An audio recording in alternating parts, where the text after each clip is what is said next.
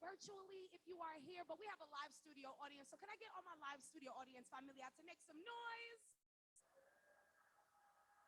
Absolutely. So look, I hope you feel the vibes. We would like to welcome you to F Up Level Up, where we get to talk to entrepreneurs about not only how they learn from their F Ups, but how they level up in all that they learn and what they do. I am Ohavia Phillips, so very honored to be in your screen, in the place with all of the vibes. Y'all are definitely in for a treat. So for my family that's joining virtually, here's what I need you to do. If you have any comments about anything, or if you have any questions that you want to share, hit up the chat in Zoom. I'll be able to see it here, and you will not, absolutely, you will get your question answered, okay? You will not be ignored.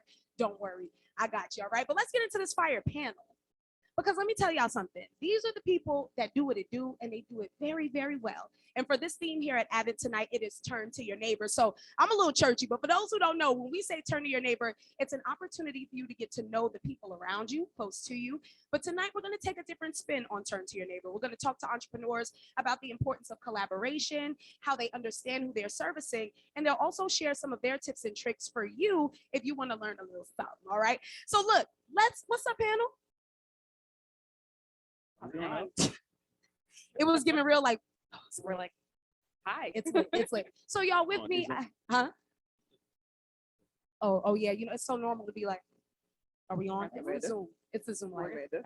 I don't think we're on. No, we're not. We're not on. We're not on. No, we're not. Oh wow, I mean, Brian. we're on, I said but that our whole mics thing. aren't. That whole thing was from my heart. That whole thing was from my heart, and it was amazing. No, it sounds great. It You does sound great. fantastic. No, thank you so much. I just want to. Someone's voice isn't carrying as much right now. Then. Yeah. Just, that was Great. from. It will carry in a second. Do you see my terror for like 2.5 seconds? It was came over me. Yes. Are we good, Brian? Oh, sweet. Okay. Okay. Look, see, that's what I'm saying. It's the Zoom lane. You know, when we was in Zoom, where it was like, you're on mute. I feel like that's the vibes we just gave. Right. Reminders. But y'all, let's Yeah. get into the panel. So we have the impeccable Daley, we have the amazing Morgan, and we have the amazing Amanda. But y'all don't just take my word for it that they're amazing. Let's get into some bios. First being the impeccable, not to be mistaken, the absolutely amazing Miss Morgan Robinson. So let me brag a little bit. Morgan is a full-time marketing strategist, content creator, and creative consultant. Her priority is to support small Black-owned businesses in the Queen City, continuously growing brands and helping them accomplish their dreams. In line with her passion for supporting small businesses and local businesses, Morgan is the founder of the amazing Hospitality Coalition. HOCO, show them the shirt. Show them the shirt, period, okay? Which has generated over $20,000. Y'all get into this. Generated over $20,000 for food, beverage, and hospitality for those in the industry. Morgan, thanks for what you do. So happy to see you. Thank you for inviting me. I'm super happy to be here. Okay, you putting on for HOCO and we love it. Just a little bit. We love it. And if you haven't gone to an event, all I'm gonna say is don't believe me, you gotta go and support our small business owners. Next up, we have my good brother, David Daley Arrington, y'all. Now, if you don't know him, don't worry, I got you. He's a gardener here in Charlotte, but he was just named one of the 40 under 40 by the Business Journal. So he's an honoree, 40 under 40, a Grammy nominated. We're not gonna skip over that. That's amazing. Grammy nominated producer, creative entrepreneur, leadership coach, and community leader. As the owner of Bridge Builder Consulting, he's also the co-owner of Hugh House. Shout out to our Hugh House family. They do amazing things for basically people of color in the art space, in the creative space. And he's also the founding member of Fair Play Music Equity Initiative. Y'all, I could keep going on, but he does the good work. He makes sure that creatives are paid. He creates equitable spaces, and he shows up. Give it up for Daley. Thank you. You know what I'm saying? I brag on my friends. I brag on my friends. So beautiful. So beautiful. Don't you agree? Mhm. Thanks for the Jay-Z lyric. Last but certainly not least, we have the amazing Amanda Cranford. What's up, Amanda? How's it going? You know what I'm saying? You're amazing, but let me brag about Amanda. So Amanda is a Charlotte native, small business owner with her culinary background. Amanda has worked in the Queen City's hospitality industry for almost 15 years.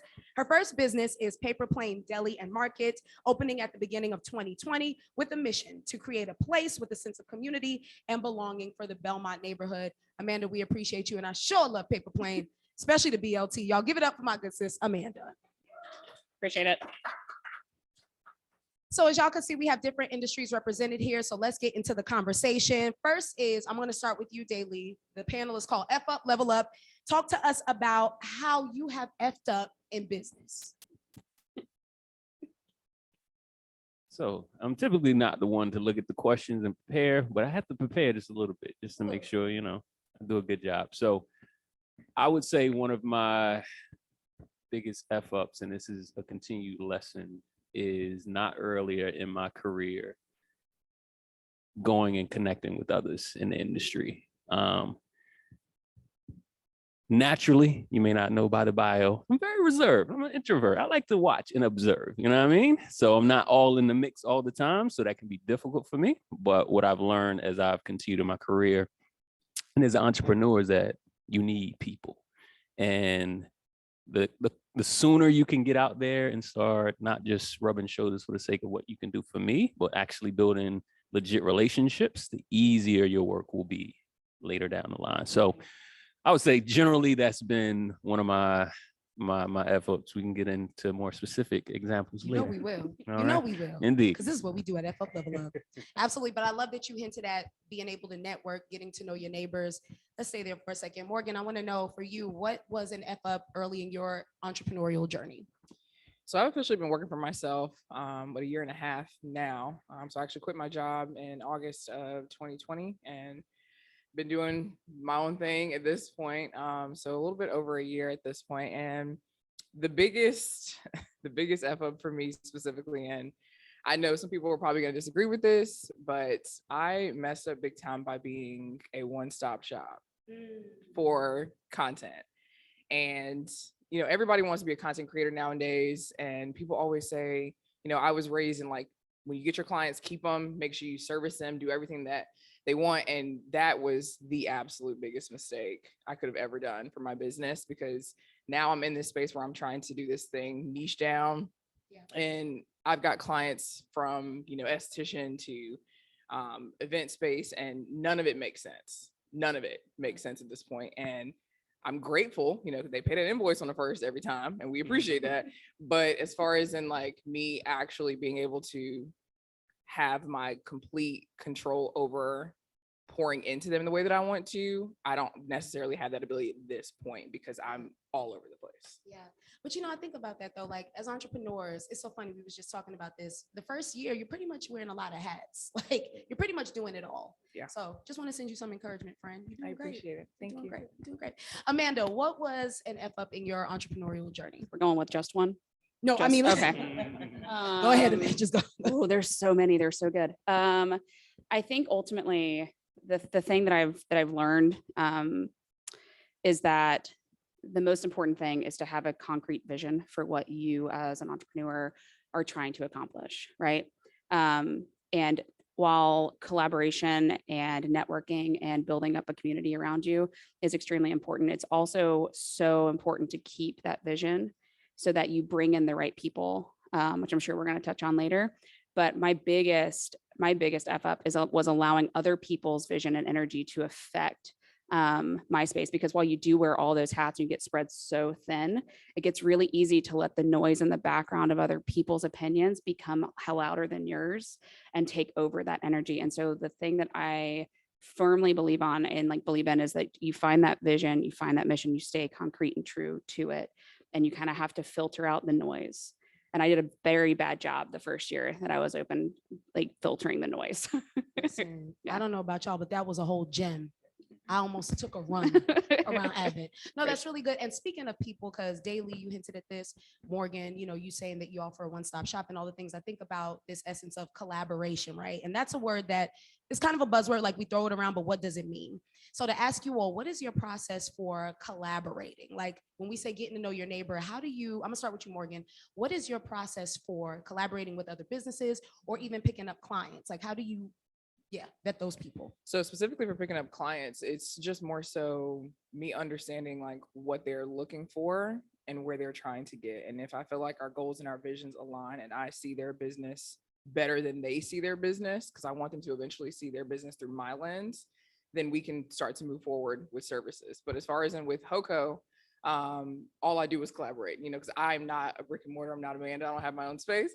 And so I don't have the ability to just open my doors and have an event and for people to come in. So my business, HOCO, is 100% based upon the art of collaboration. And what I do is I go into venues and I tell them, like, give me a day that's your slowest day. I'll take over that day. I'll host an event, market your business. We'll come in, we'll do a style shoot because I love photography. So we come in, do a style shoot. And then from there, we just go ham with the event itself, push it, promote it, and then people show up, and it just turns out to be great. I love that though. So would you say going in and asking what the need is or assuming what they need is a way to level up? Definitely. With your It's the collaborations? most important thing, because what you don't want to do is you never want to offend somebody. So if I went into Paper Plane to see Amanda and I told her that she needed to change her lighting, that doesn't even make any sense. Like that, you can't come into someone's space and tell them what they need without having a better understanding of their business and how they want to serve their community. So understanding who the business owner is that you want to work with, and then have an idea going in as to how you want to collaborate is always good, but ask them what it is that they think that they need and just move on from there. Y'all, I'm telling you what, I hope you have pen and paper or your phone, something, because the gems y'all about to get, and it's early. Daley, I wanted to ask you, so when we talk about collaboration to level up, how do you collaborate intentionally? Honestly, I'll piggyback on what Amanda said. I'm very big on personal vision, and that personal vision leaks into what I do. I would say at this stage in my career, I have some privilege. I think we all have this privilege to determine who I will collaborate with. And when I say collaborate, that's even with clients. Just because you got money don't mean I'm going to collaborate Come or on. take you on as a client. I Facts. believe it's kind of what you were saying. So I think for me is making sure that whoever my client is, whoever I'm collaborating with, there's synergy around the why and the vision. Because honestly, you could be, and this is something I've experienced, and even for myself as a producer and a recording artist, just because you have the best product or you can deliver the best doesn't mean it applies here or there. And again, it's not a diss, not no shade. It's just not, it is not going to work for what my purpose and what my vision is. So I would say it's more of that, just making sure there's some alignment when it comes to vision and purpose on a personal level, because I think if it ain't there, it ain't going to be here for the No, job. You know what I mean? So Yeah, and by the time the project starts, it's definitely not going to be there. Now I'm dreading it. absolutely. Absolutely. And it's like, I don't know if I asked for, I don't know if the budget's big enough for me to deal with all that. So See, talk about that though. That's facts. Talk about that. Let's swing back around to that. So Amanda, what is your process for collaborating with intention and leveling up? I think my process actually now is a lot different than it was probably the beginning of 2021. So when I opened Plane, it was basically 10 days really before the whole world changed and shut down. And we kind of just got through that year. I let other people kind of influence some of my decisions. And then 2020 opened the door for so many opportunities. I did what you did. And I was like, I'm going to take everything humanly possible, and I'm going to do everything. I'm going to say yes to everything. And I found out that it's so important. Again, the whole vision thing, I agree with everything that you said. It's exactly how I try now to figure out who I'm going to collaborate with. But I also found out that a lot of people will tell you to begin with what they want you to hear, and sitting back and paying attention to their energy and what like their actual why is, and getting them to be honest about that is a lot harder than I thought it was going to be. So I've collaborated through the last year with a couple of different ventures, and some of them work really well. And some of them, the budget was absolutely not high enough. And I mean, ultimately, I think that our processes are all pretty much the same now, but it took me really getting derailed by other people, and the fact that they really didn't. I have a very altruistic belief in what I do and why I do it, which sounds like you guys do as well. And so when it started to deviate towards me thinking that the people I was collaborating with or were in business with had the same belief system that was fueling everything going into all of that, finding out that it wasn't was a huge clue into taking a slower process to vetting these people that I was going into a partnership with. Yeah, that's so good.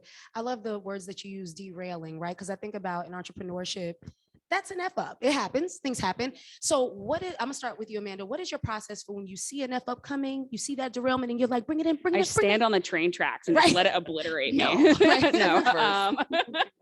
in. I mean, sometimes that's all you can do at that point. You're Yeah. like, man, we're just going to learn today Yeah. exactly what was wrong. When I see it coming, I think like all of us, we try and course correct. There's so much learning as you go through all of this. No matter how many times you worked for somebody else, the second that it's all on you and that you're working for yourself, and or if you have employees that are looking at you for answers, the world changes. Right.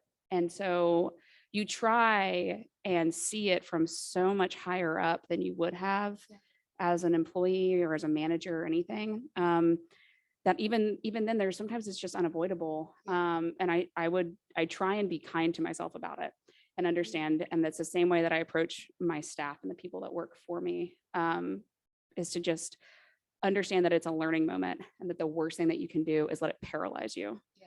I mean, the first year I was in business, the entire world just threw curveball after curveball after curveball, and it seemed like nothing that we were doing was working. Yeah. It was just a constant year of F-ups, and I finally just had to be like, you know what? That's just what it is. It's Yeah. all a learning curve. It's all a process, Yeah. you know? So And it happens. yeah, No, thanks for sharing. That's it nice. absolutely happens. Yeah. Sometimes I think that the best thing that you can do is just let the train hit you. Sometimes I Yeah. think the best thing that you can do is have the failure happen, because from a failure becomes an entire other opportunity. Yeah. You better preach, Amanda. No. Let me tell you something. Let me I will tell see y'all you at something. Paper Plane at 8 a.m. I'll see you. Paper That's when we plane hold service. at 8 a.m., right? That's where the service is. No, and Daley, I Is want that to ask you. communion? Communion. Yes, facts.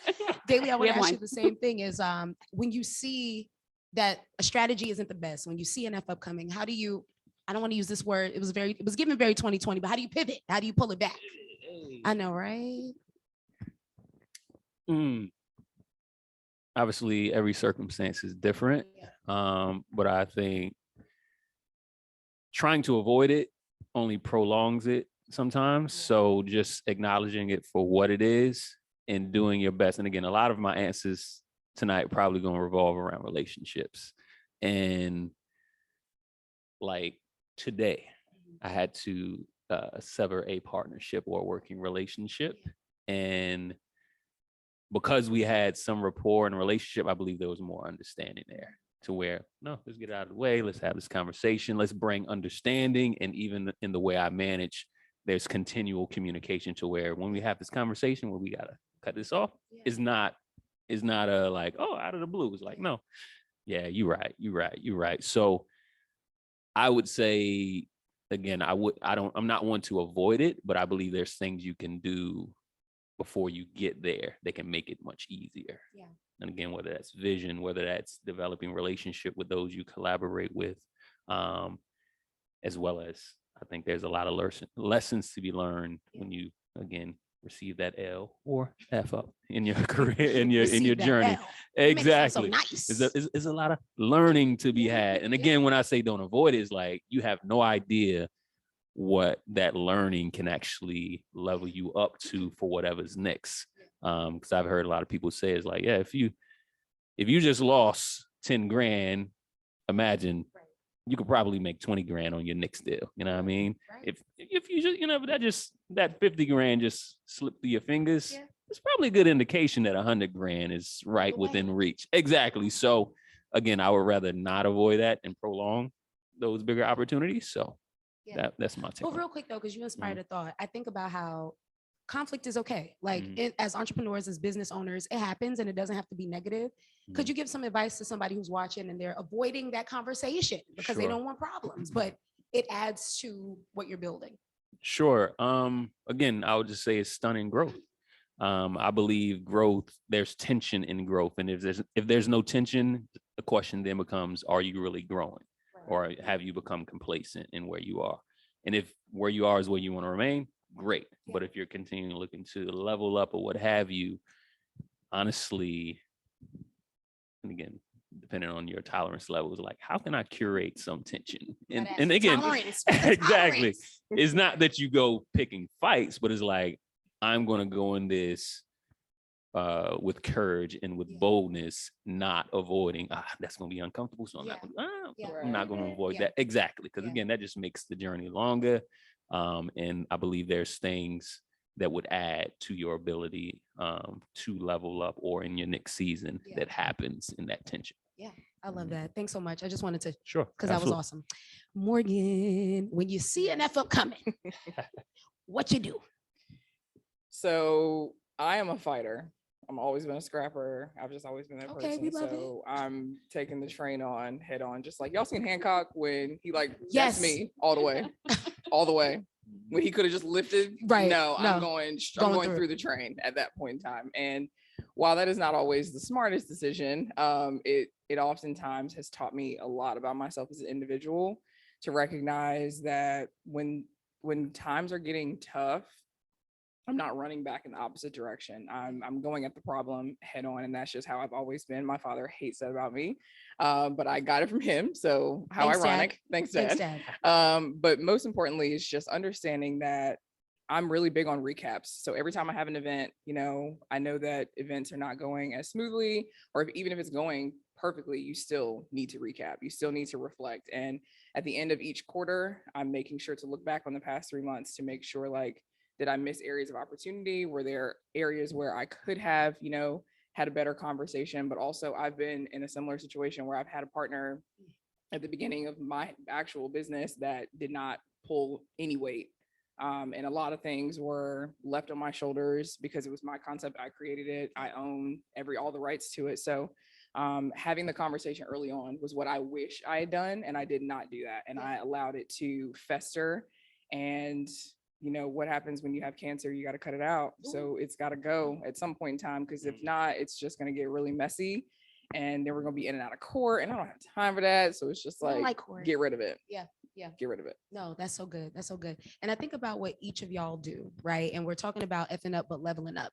So I want you all to share with the community. How does your business help the community level up? I'm gonna start with you, Day, with Bridge Builders. Speak to that and how you service the community and help them level up.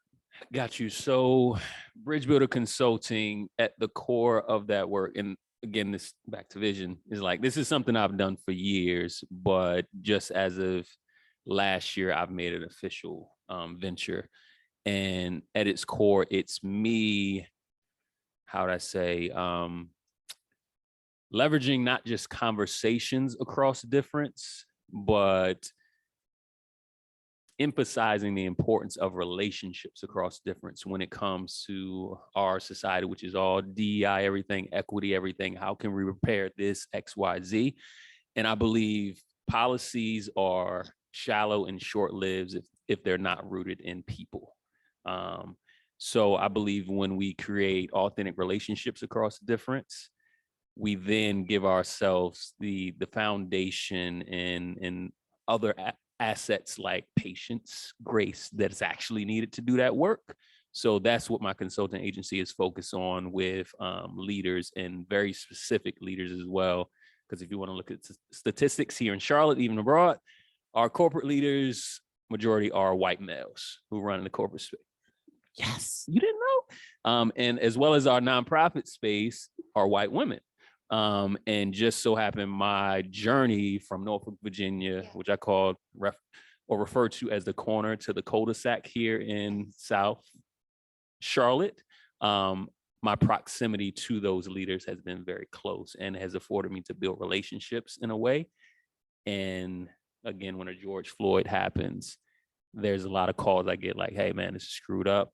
I want to say something, I want to do something, but I don't want to say the wrong thing. You know what I mean? So exactly. So for me, Bridge Builder Consulting is how can I leverage the relationships I have to help equip them in their own roles to be bridge builders and to value those relationships across difference. So from a leadership within our community, that's what I'm focused on. Hugh House, like you referred to earlier, is very much focused. I mean, again, we're a for-profit creative agency. So from strategy to creative production to community engagement, whether that's digitally online or physical space, that's what we do for brands and for companies, organizations, and help them connect to their audience in a more authentic way. But our nonprofit arm, The Block, which O has been a big part of that from its inception, is focused on creating space, informing, equipping, and empowering Black and Brown artists and creative entrepreneurs. So from a community perspective, that's kind of what I'm doing with the consulting agency as well as Hugh House. And you know what I love is, and we're going to swing it back around, Amanda, you're next. What I love is this essence of building your business on people, relationships, the conversations that needed to be had. At the end of the day, what are we? Right. We're people. We Right. make up companies, we make up cities, XYZ. Yeah. Actions over captions. Hey. You know what I'm saying? Hashtag. Amanda, so talk to me a little bit about, like, when I think about Paper Plane Deli, like, how do you service the community and help them level up? I mean, I'm a fan, but for those watching and they want to support, how do you do so?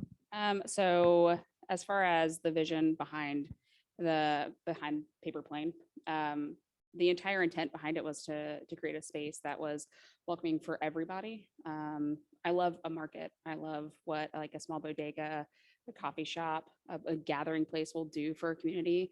There's somewhere where people can feel safe. And there are a lot of markets in Charlotte. They're kind of ubiquitous. They each kind of have their own personality. And sometimes you walk in one, it feels a little off. It feels like you may be like, I've walked into some and been like, don't really fit. Yeah.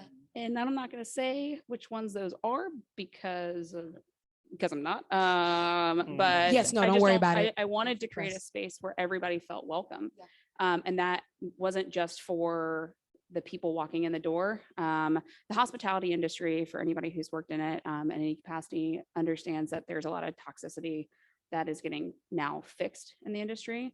But employer-employee relations and hospitality are really not great. It's an industry with very small margins, overworked employees, and people that don't really get the vision of why they're there for the day. And I wanted to create a place where there was this beautiful cycle of making the people that worked there feel like they mattered, so that they would make the community feel like they mattered, and it would be almost like a safe haven. And the beautiful part of Paper Plane and when we opened was, I think that because of the vision, as many times as I would like to go back and rewrite our opening story, it is like kismetly perfect, because we did provide this space that felt very safe for a lot of the community, and they just gravitated towards us. And the community and the people that slug it out with me every day are the reason that we're still around, despite our bad timing. But that was the way that I wanted to engage. Like, I wanted to remember that Brian, who's sitting back there, comes in for a morning latte that is different than an afternoon latte, because I remember Brian because he matters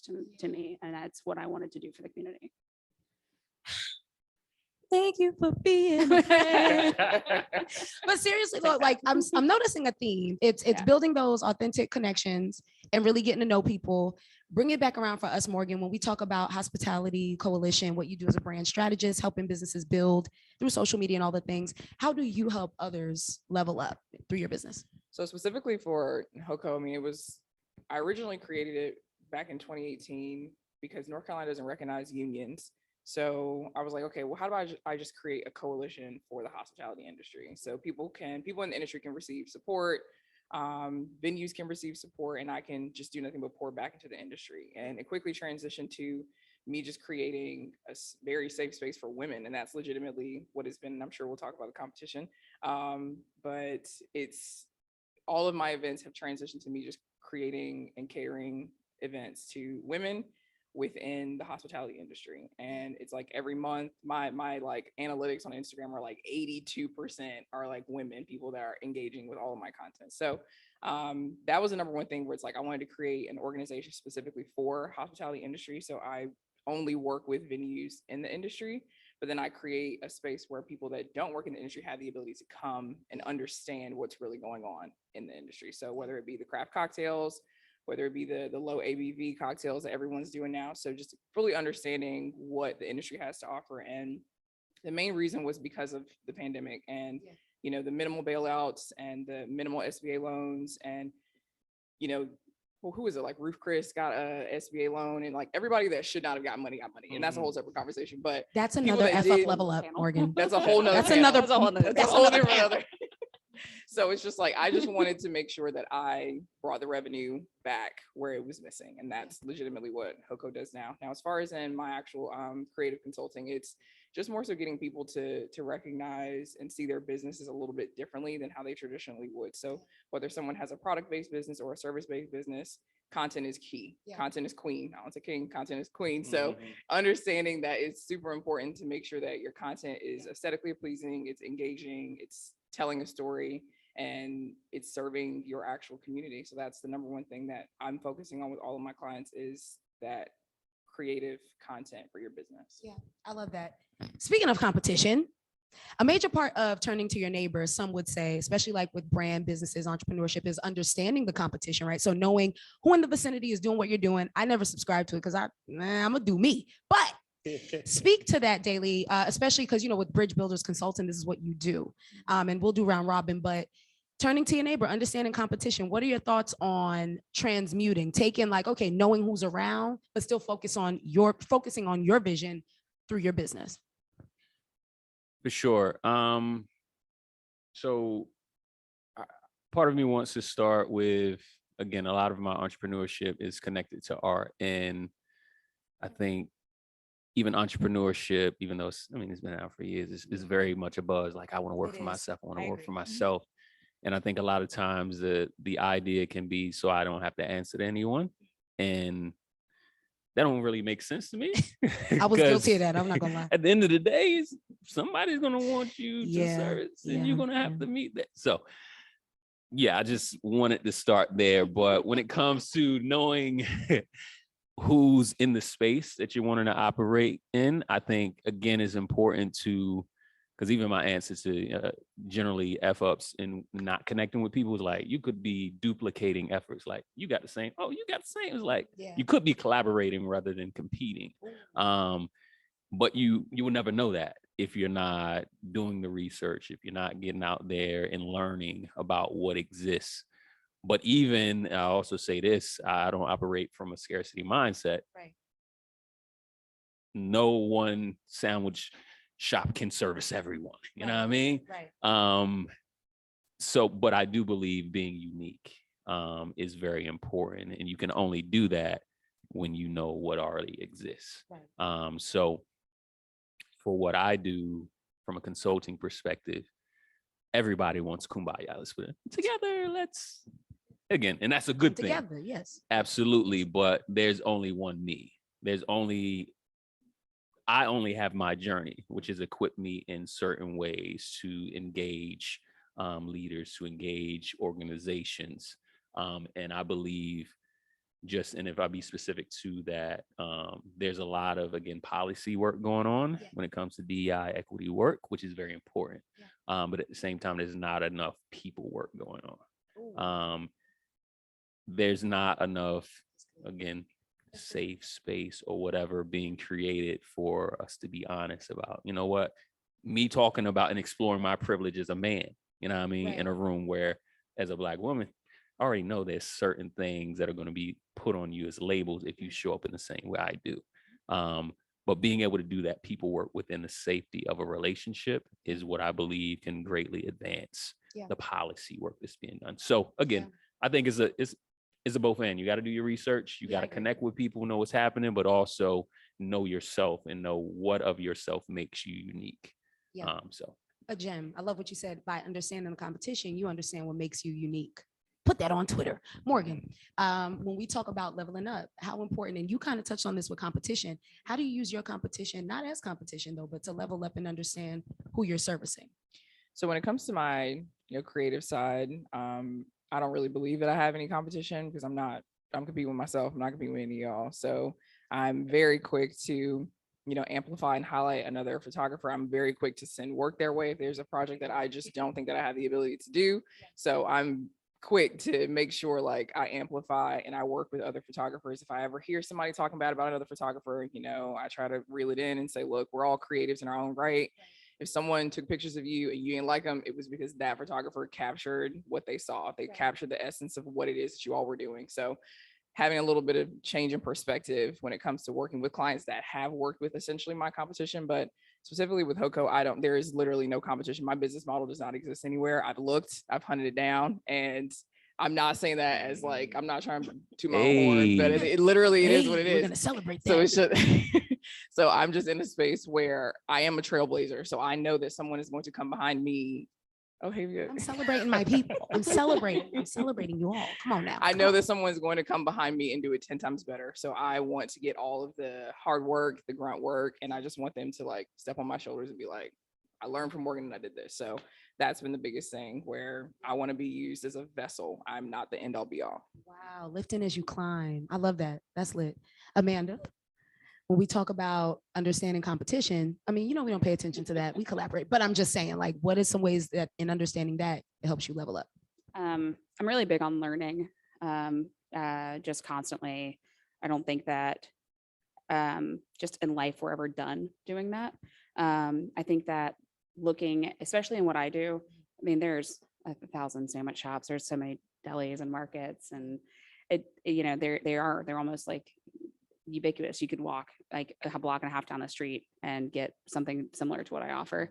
I pay attention to trends overall, from the business perspective, especially in food, because it changes and evolves very quickly right now. But again, for me, it goes back to learning from my competition and making sure that I'm never trying to do anything other than be uniquely who I am. And that vision, I can't like say it enough, having that concrete idea of why you are doing what you are doing is the most important thing, because it will keep you from worrying about the competition. It will keep you from getting derailed, and it'll keep you on the path towards what you will determine is your success. Because that's the other beautiful part of being an entrepreneur, is like that comparative culture that we all live in, where it's like, hey man, they sell 5,000 sandwiches a week. That's cool. I don't want to be the place that sells 5,000 sandwiches a week. I got a complaint from a customer probably about a week and a half ago about how long it took them to get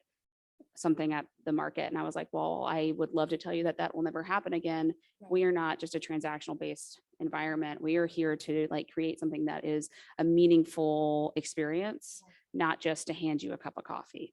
And so if that's not what you're looking for, then I apologize, and best of luck at Starbucks. Not the best of luck. But I mean, that's your day. That's what you want. Then that's cool. I'm not here to force my vision on you, but like, that's what we're here for. And I think that that's so important, to learn from your competition, to have it reinforce your own vision, and to stop that like comparison of what their success is not what my success is. My success is defined by who I am and what I want. So. I know y'all heard that. All these gems drop. No, you did that, Amanda. Don't do that face. So y'all, literally, I want to leave some time for Q&A for those in the room and also online. So this is my favorite part. For those watching, maybe they are wanting to be an entrepreneur. Maybe they already are an entrepreneur, wherever they are in the industry or in that sphere. What is some advice that you have for them? Amanda, I'm gonna start with you. For those who are like, man, I feel like I see more F-ups than level ups. I'm ready to level up. Like just some words of encouragement for our friends. 100% okay to be afraid. It is never like you standing on the cliff of deciding to take a leap of faith in yourself is one of the scariest things I've ever done. And it is the hardest thing I've ever done. It is also the most rewarding thing. Like, it's okay to be honest with yourself, I think is the main thing that I'm saying. Like, it's okay to look in the mirror and be like, this is a thing I feel like I need to do, and I'm terrified. And then just embrace that and move past it, because that fear will stop you from doing so many things that was really good. That was perfect.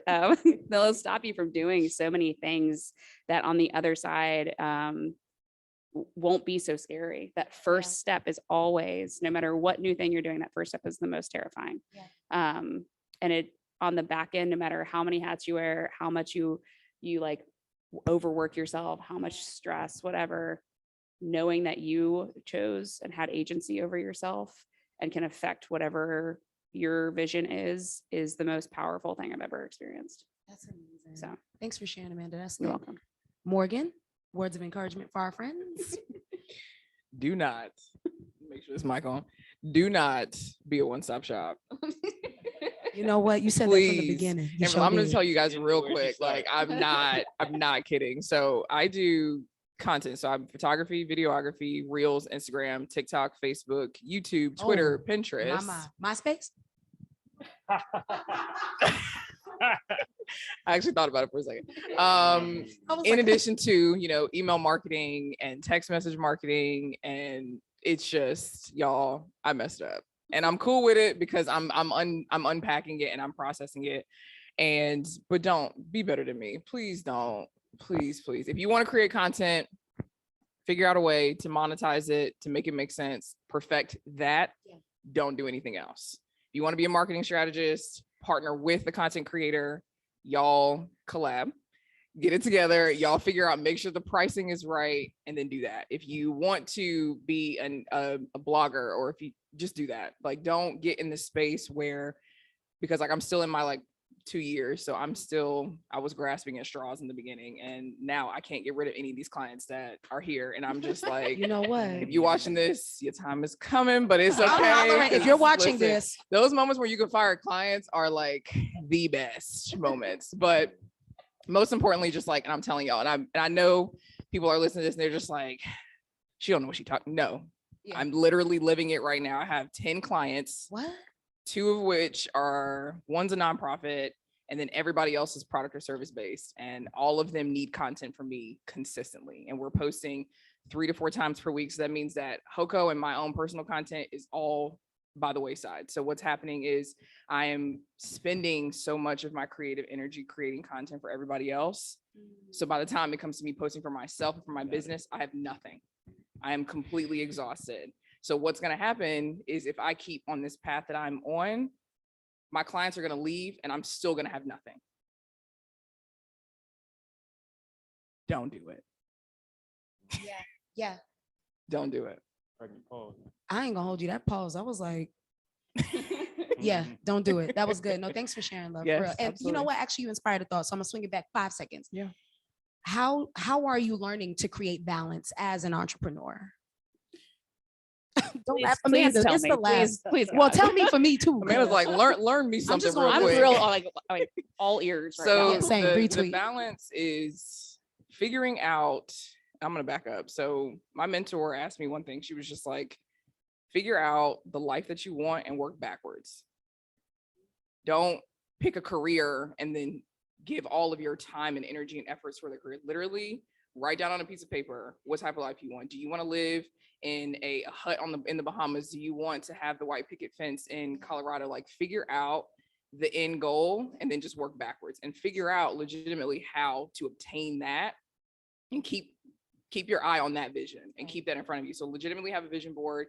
I've got a calendar, I've got a paper calendar, I have a digital calendar, and I've legitimately blocked off days where I cannot talk to clients at all. And it's me having that simple conversation with them. I am booked on Mondays and Fridays. Mondays and Fridays are my HOCO days and my creative consulting days. Yeah.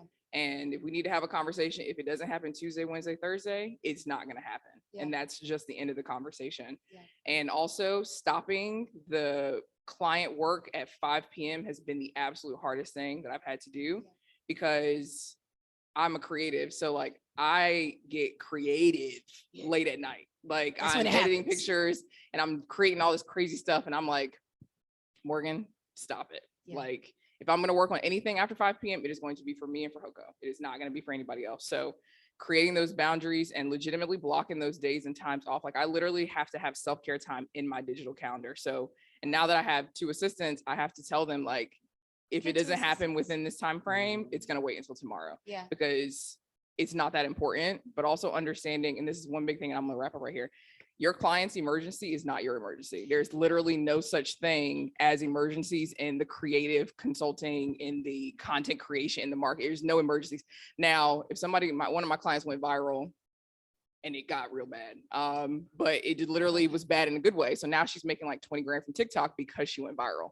So we just had to create a whole system because she was just not ready for that. But there are literally no emergencies, and recognizing that and telling your clients, and don't be afraid to let them know, like, this is going to have to wait until tomorrow between the hours of 10 a.m. and 5 p.m. It's giving balance. It's giving It's balance. giving balance. I love that. Daley, take us home. Word of encouragement for the 9-to-5ers and the 5-to-9ers. First thing that came to mind was F up early and often. I just turned 40 last month.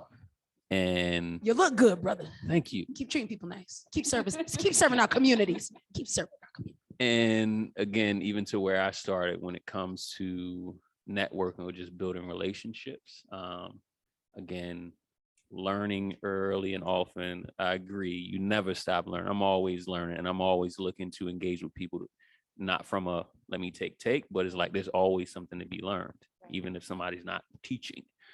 So if I spin that to a positive, it's, hey, be courageous, you know what I mean? Yeah. Take the risk, and bet on yourself. I always circle it back down to the vision, like, yeah. And that, I believe that being able to do that begins with knowing yourself. Yeah. And I think a lot of times we try to do a lot without even understanding who we are. Again, to your point, it's like, no, I'm not going to be sandwich in a minute person, you know what I mean? And that's probably rooted to who you are and what you value. So taking that time to figure out what that is makes everything else that much easier, because it's easy to say, no, I'm sorry, client. Right. You know what I mean? I Right. can't do that because that's to my core. And even when you were saying that, it made me think about performance wise as an artist. I always from jump, I knew I was not going to be a touring artist because I valued family Right. too much. You know what I mean? Right. So it's like, I'm not going to be on the road here, there for a few grand. I would rather be at home with my family. So that already answered that question for me. So it's like, I'm sorry, can't do that. So yeah, I think it all begins with knowing yourself. And when you know yourself, is like, hey, take the risk early and often and bet on yourself. That's so cool. So you heard it here first, folks. F up early, F up often, keep it around communities, go back to the vision, and don't make yourself a one-stop shop. Gang, gang. Okay, so now we're going to take some questions. Anybody in the audience have questions? And then for our online familia, I'm going to have my good friend, Sam. She's going to help me because I can't see the questions in the webinar view. So if we could start with questions in the room, and then we'll transition to all of our friends online. Anybody? Yes, sir.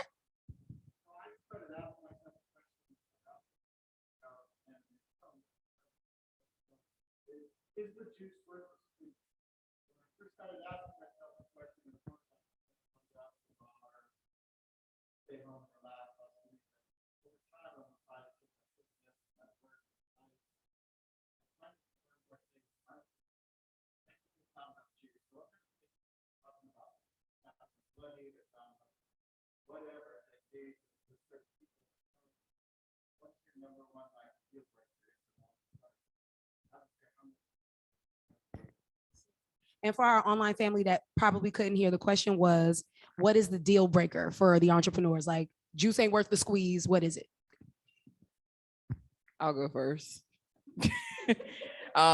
Juice that is 100% not worth the squeeze is a client that comes in the door with demands, with a baby budget, and zero vision as to what it is that they want. So I've got clients that come to me all the time. They tell me what they think, and I do free consultation. So I can have a better understanding as to what it is they think that they need. And oftentimes when they think they need something, that's not what they need. They think that they need content, but you don't even have a logo. So it's like, we don't put the cart way before the horse at this point. So clients that come in, and I know Amanda can probably speak to this, clients that come in guns blazing and have no structure, no budget, no organization, you got to go. I'm not the person for you because I promise you I'm gonna hurt your feelings. But at the end of the day, it's like, I'm gonna hurt your feelings with good intentions, of course. But that is legitimately my absolute deal breaker. And it's to the point where like, I'm a people pleaser. I'm a recovering people pleaser. It's what I call myself now. It's literally what I call myself now. So like me telling people no and that I can't help them does hurt me. But deep down inside, I know that in the long run, it's this client, I'm going to pull them along the process the entire time. And we are never going to get anything done. It's going to be counterproductive. It's going to be exhausting. And it's never going to be worth it. I don't care if you're paying me $10K a month. You're not going to be worth all the drama that's going to come with it. So yeah. I'm gonna follow up on that. I do some consulting work for the hospitality industry, basically back of house culinary focused. If somebody's why, because I love to talk, I'll talk about vision for the next 4 hours. If somebody's why, if the only thing that they're squeezing anything for is money, I don't want to work with you. Yeah. I literally, money is the only renewable resource that anybody has. And if those people, I've figured out that people who are only in it for money have zero problem wasting your time. And the only thing you cannot get back is your time. That is the only non-renewable resource. Like money will come, money will go. And if the only reason that somebody wants to content create or open a business or serve a sandwich is to make money at the end of the day, not worth it. Don't want to work with you. Don't want to, it doesn't serve me. And we will not be able to collaborate. We will not see eye to eye. And I figured that one out the very hard way. Yeah. That's good. Dave? Love both of them. I would say it's kind of connected with two things. One, when it's very evident that they don't even trust me with what they have and what they brought, that's a great indication there's going to be a fight the entire way through, which at the end of the day is like, Why don't you do it? But also very much attached to that is the idea or the thought that there's nothing for them to learn or that they don't know. Because if you think you know everything, it's like, yeah, this is what I need you to do. Right. Put your hand on top of my hand on the mouse and do it. You know what I mean? Right. It's one of those situations. And again, just from a personal standpoint, not even business, but it very much is a part of my business, is I'm a forever learner. You know what I mean? And if we can't sit down, and because again, I'm not always right either. It's like, as you talk to me, I'm learning how I can service you better. You know what I mean? How I can meet your needs better. And I think that needs to be present all around the table. Because if there's not humility in the reality that we don't all know, and this needs to be something where we build something together, I think that you just make it hard from the get-go to be able to do that. And that's very important to me. Mm-hmm. So many gems. Thanks so much for that question too. I love that one. Yes, ma'am.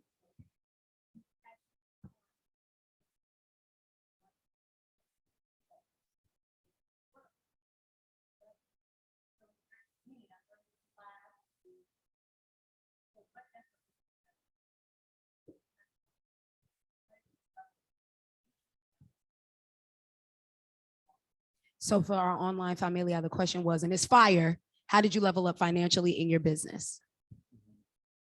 All right. I mean, and real quick before you go, I heard also there's a negative impact, like maybe something happened, or did I hear that incorrectly? Are you just saying leveling up financially, or? Mm-hmm.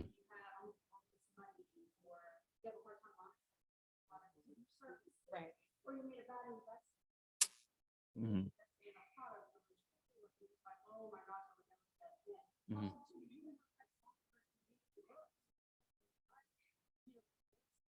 Okay. Absolutely. Sure.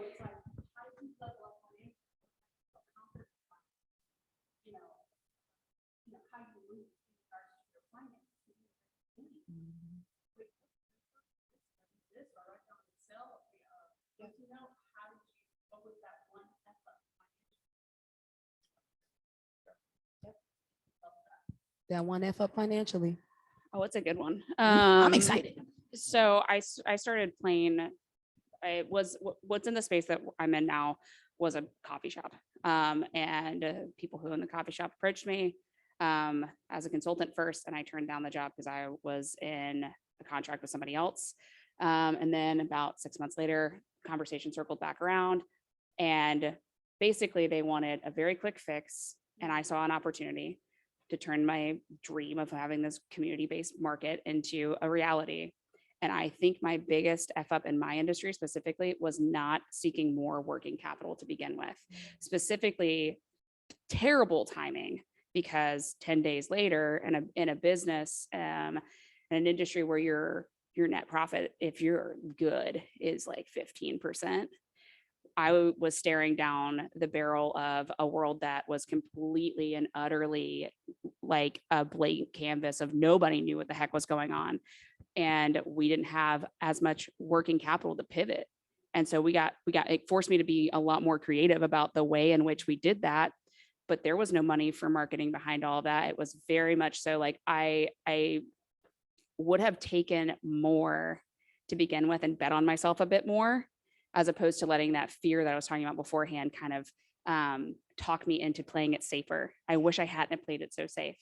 On the bookend side, it's probably taken me 2 years outside of the nonsense that that's been going on in the world to get back to a point, because of how the last couple of years have gone, because I took on too much, because whatever, to sort through the back end and really figure out where the money's been fully going.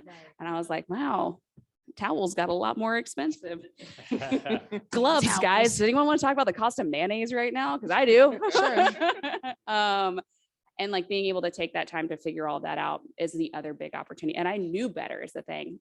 I knew better than all of that, but I was scared, and I like let myself kind of get forced into a situation that now I would absolutely never do. I would be like, no, taking more capital, taking a slower pace, we're going to follow the path that I'm laying out in front. Yeah, that was the big one. So then for me specifically, not pricing myself accordingly in the beginning was the biggest mess up, because I understand that I have a small business. I have a small business, yes, but like my direction was to help small businesses to grow and achieve to where they need to.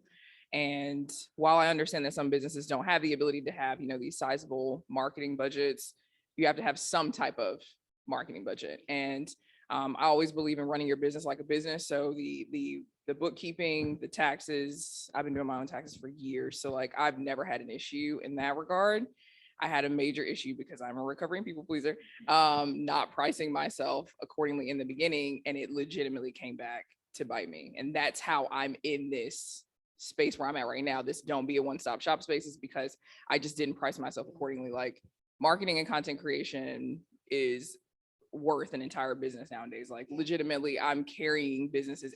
All of my clients are going viral left and right, but yet I'm not going viral, and my pockets damn sure ain't going viral. So we need to figure out what is the disconnect here. I look back and I did not price myself accordingly in the beginning, and my clients were just like, Morgan, I just made $500,000 last year. I'm like, and then you sit there like, you made what? But I got what? Yeah. My head almost did a 360. Like I almost lost my mind, but it's just like, and that's the biggest thing is like price yourself accordingly. And in order to price yourself accordingly, one thing that I always recommend, remain a student. We've been saying that this entire time. So while I am about to be charging $4,000 a month for creative consulting on a part-time basis, I am staying a student and I'm constantly learning and I'm understanding the trends. Obviously, y'all know algorithms change, like we change underwear, Literally. but at the end of the day, we all understand the premise of marketing, a why, a vision, an intention, and understanding the importance of staying that course and being consistent. So my biggest thing is price yourself accordingly, but also remain a student. So make sure that you are investing in your knowledge. You are attending webinars, you're paying for those courses, whatever you have to do to warrant the prices that you're about to charge for services. Because the reason why I'm about to charge $4,000 is because I want to take a $4,000 course so that I can, level myself to the point where I can charge $10,000 a month for the actual consulting. So that's the plan. Make it make sense. Daley. So the first thing I thought about was, again, I've had many lives, producer, recording artist, creative entrepreneur in the tech space, now managing a creative agency as well as a consulting agency. With my music, I try my best to protect the authenticity and the purity of it. And I think a lot of artists are that way, to where, like, when I first moved here, I was, again, producing, recording music, performing. I had a job at Sunset Park selling ices and hot dogs and stuff like that. I worked for my uncle doing detailing while attending the Art Institute of Charlotte. So a lot of those things I did, one, so I can provide for myself, but also to lessen the tension on my art making money. But I do believe in some ways that set me up in the same way you did. It was like, I'm doing this for the love. And sure, I'll come over here, perform. Oh, sure, here's a beat for $100, whatever. And the way I use some different words to express what I believe was part of what you were saying was, I was not used to valuing myself in what I was offering. And I think that's a two-way street. Is one, I know my own value, but also how much is it worth to you? Right. You know what I mean? Because me doing this for you, the homie around the corner, is different from Bank of America. Yeah. This price is not your price, Bank of America. You know what I mean? So exactly, it's a little bit different. But I believe that's rooted in value. And for me, just in my personal journey, that was a process of like, okay, cool. You have fun doing that, talking to myself, but guess what? It's worth this. You know what I mean? And you need to be able to properly assess that as well as negotiate that. and at the same time be able to determine what was the saying you said? Juice and the squeeze. What he said. Juice and squeeze. Exactly. And realizing what's worth, my energy. Because again, just because of the check don't mean it's the right check for me. So that was one thing I thought of. But another thing I thought of, again, very much to the value is, how would I say? I don't charge by the hour with what I do. Again, it's value based. If you making a $500,000, I need to at least be making 50 off your $500,000. You know what I mean? Yeah. So for me, that is, again, is different. I could be doing the same thing for you that I'm doing for you, but based on its value, that not just the value of what I'm doing for you, but what it's producing for you is like, no, this is always a negotiation. Understand that. Right. So when it comes to books and stuff like that, I've always known that that ain't my bag. So I've always had somebody hired for that. I got my CPA mad early on. Yeah, no. My wife, she's good with numbers, what have you. So I've never, and I think that's very important as well, is figuring out where are your strengths, where they're not. If it ain't with them numbers, you better get you somebody, you know what I mean, that you trust. And even that can be a process for someone you trust. Right. So that would be how I answer the question. Nice, Mhm. nice. I want to respect people's time online, but also our friends here. We'll take one more question. And I'm gonna check online. Okay, online, if you change your mind, just add us on social media. But in the room, anybody, any questions? Going once. Yes.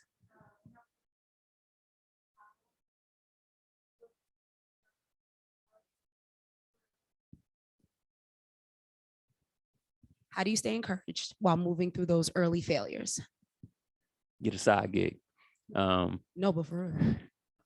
For real, it ain't no shame No, in I had about 7 having, of them. I don't call it a backup plan, but just having additional support, you know what I mean? While you're trying to get something else off the ground. So never be too big to do that. And again, you never know what you might learn there. Right. They could actually level you up where you want to be. And I'll use an example with my nephew. He's 20. He's an artist, a photographer, and we're trying to teach him that you don't have to take one big step to where you want to be. You could take multiple little steps, exactly, but always based on your vision. Is like, okay, you just got a job at Adidas. All right, great. That's some money in your pocket. All right. Yeah. What could the next step be? Could it be, a doorman at an art gallery? Okay. Oh, you in the building now. You know what I mean? Okay. Could the next joint be like, assistant XYZ, getting you Correct. closer and closer to where you want to be? So I would say even that for me, there's encouragement in that and knowing that, what's the next step? Yeah. What's the next step? And eventually you can do, but again, I believe that starts with having a vision, and your vision is what keeps you encouraged. Yeah, that's good. I would definitely say not looking at your failures as failures and just looking at them as lessons, because you're going to take losses, you're going to take L's, you're going to lose money, you're going to get a lot of money. Like it comes with the territory of being in this space.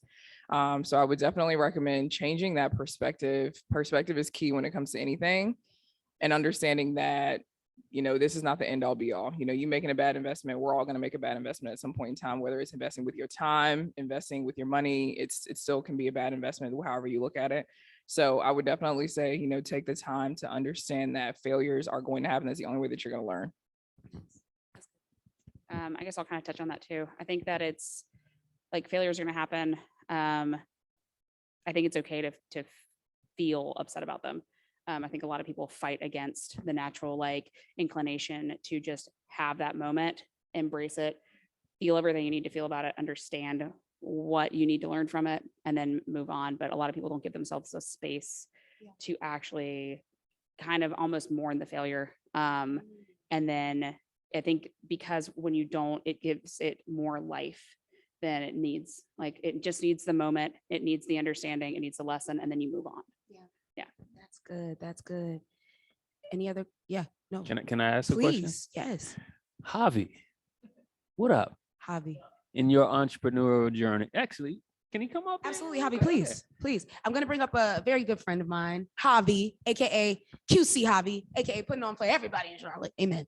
ahead. Exactly. So with your ventures, I'm watching you, and actually we've been able to bring you on for a job with Hugh House. What would you say have been your early challenges that have allowed you to, how would I say, learn maybe a lesson to get you to these new opportunities that you're experiencing? Well, thank you for calling me up here. Obviously, this is super unplanned, and thank you for all the information that you guys have been sharing. Being able to come to events like this and listen to other people who have gone through those types of situations definitely helps me. So being more present, looking out for different avenues to continue learning, I think have made a difference in how I was trying to become an influencer or a photographer, you know? So I praise a lot for my community. I try to support a lot the Latino community here in Charlotte. And like you guys said earlier, the purpose and your vision is so important. So my vision from the beginning was to be a content creator and make content for musicians and Latin artists that were trying to come from Mexico or Latin America into the US. And then it shifted into, no, now I want to put a piece of Latin flavor into everything that's going on in Charlotte. So my purpose shifted, it became clearer, and I feel like it turned into something more gratifying to me. Like you guys said, more than the money, it's about the impact that you're putting out there. Yeah. And that to me made a huge difference, to be able to shift everything I was doing to want to be like a YouTuber and do all these cool popular things to actually wanting to better the community, especially here in Charlotte. That answer? Yeah, you killed it. But before you go, Javi, tell the people where to find you on social media. You know. Well, this is not my event, but find me on at QC Javi, QC _Javi on Instagram and on Facebook and TikTok and all that stuff. Sweet. Thank you. You're amazing, Javi. Thanks so much. I'm telling you, we have amazing people here at Advent Co-working, and I am a fan. I am a fan. So literally, let's go round robin, tell the people where they can find you and support your businesses, and then yep, Daley, start with you. So you can find me, I'm on social at Daley, spelled Daelee, Bridge Builder on Instagram, Facebook, as well as you can tap into, should I give them all of them? All right. So Bridge Builder Consulting at We Bridge Build, and Hugh House at ITS Hugh House. It's Hugh House. So tap in. I'm a fan. So I'm on, y'all know, all platforms because I have a problem. Specifically, let's just go to, Instagram and TikTok. So true.matriarch on both platforms, as well as Hospitality Coalition on Instagram and TikTok as well. So yeah. We're at 933 Luis. I'm just joking. No, I'm not joking though. They have the best BLTs, Pull up. and I'm gonna be the ambassador for the BLT. We are both on TikTok and Instagram, Paper Plane Deli and Market. And we are located literally right down the corridor from Advent Co-working at 933 Luis Avenue, Suite 301. Sweet. It's real hard to miss 150, 200 paper planes hanging from the ceiling. So My favorite part though. I love that. Lady, yes. Can I add something before we wrap? Yeah. And I love to know your thoughts about this. The lyric that comes to mind is "Love Yours," J. Cole. And I think as entrepreneurs, as well as in this digital age, we can, and I'm sure you can probably attest, there's millions of people we can reach on Instagram, Facebook, what have you. And again, We'll reach them. in reality, sure, if the algorithm will allow you to, but I think that sometimes can blind us from being, how would I say, good stewards of the people that are here. And I always say, I would take 100 like relationships and diehard people who support me over 100,000 people following me on social any day. So I think that's important to an entrepreneur. And that gets back to your niche, is like, you don't need hundreds of millions of people. All you need is this little circle that, again, you're willing to connect with and who want to connect with you. No, I'm loving it. Go ahead. No, I completely agree. And I think that what we have to understand is in the beginning, it's always going to start with, those 50 to 100 people, but it'll eventually get bigger as you continue to focus on your vision and your focal point as to what you want to do. But also understand that never forget where you came from. And that's one thing that I always remind myself is like, I'm from Durham, North Carolina, born and raised in a cul-de-sac, like I'm never going to get to the point where I know eventually I will have, all these followers, but that's never going to matter. I'm always going to sit back and remember, the event where I got 20 people, to show up. And I was so excited that 20 people had came. And then it went from 20 to 50 to 100 to 150 to sold out. And that's what it's going to keep. It just has to keep. That's just how it's going to happen. It's just how the cards have already been laid out. I just have to keep showing up. And that's the hardest part sometimes. But as long as you keep showing up and you keep doing what you're supposed to, the community will find you. But if you don't show up, how are they going to find you? Yeah, that's good. That's good. I don't know, I hyper focus on what's right around us. Talking about like touching back on knowing what you're good at and what you're not good at. I respect the heck out of people who put energy into what you do, because I don't understand it. I don't get it. It's not my thing. I have somebody that does that for me. Yes, that was all. I learned that fast. But ultimately, I don't know. I don't think I'll ever have the ability to not focus immediately on the community in front of me, because it's too gratifying for me to watch those people walk in the door. Now I want to see more and more people walk in the door, obviously. But that's not my forte, I guess. I allow other people to go out into that universe. And it's taken a long time to explain what my vision is to them. And that's the only reason we have a TikTok, is because I actually sat down with the person who does this and was like, it has to be the same feeling and the same vibe. And I don't care about being viral. I don't care about any of this. Like, if you want to try and explain to me how it's good for the business when it comes all the way down to this one sentence about making people feel like they matter, then that's cool. But outside of that, I don't care. And so I pay somebody to care for me, because I just don't. You're not dancing on TikTok, is what you're saying? Oh, You're hell not no. dancing? You will never I was catch me about to say, TikTok, man, I wanna dancing on see. TikTok. I was about to see. Hold your breath. I thought you had the moves, Amanda. I have them. You just never see them. We love it. We love it. Well, listen, to everybody who tuned in online, thank you so much for pulling up. Look, follow the people, okay? Follow our amazing panel. And if you had a question that didn't get answered, listen, go ahead, drop in their DMs. But, don't pick their brain. See how you can invest in their businesses and then ask their advice. Praise God. But also to everybody that's in the room, thank you all so much, to the business owners and the beautiful people here. Listen, Advent is big on community. I am a huge fan of Advent because of what I've seen them do and not say. So thank you all so much for being here. And y'all, please follow the family at Advent Co-working on everything. That's on all social media platforms. And pull up on us March 18th for the next F Up Level Up. And you already know, so I'm gonna leave you with this. Since we're on the topic of love yours, understand that, look, we do this better together. But aside from that, whatever you're chasing, you shouldn't be chasing it. It should be something you do naturally. And if you happen to monetize it, it's a blessing. But don't focus on the money, focus on the change. I love you guys. Go do what you do. Hey. And I catch you next time.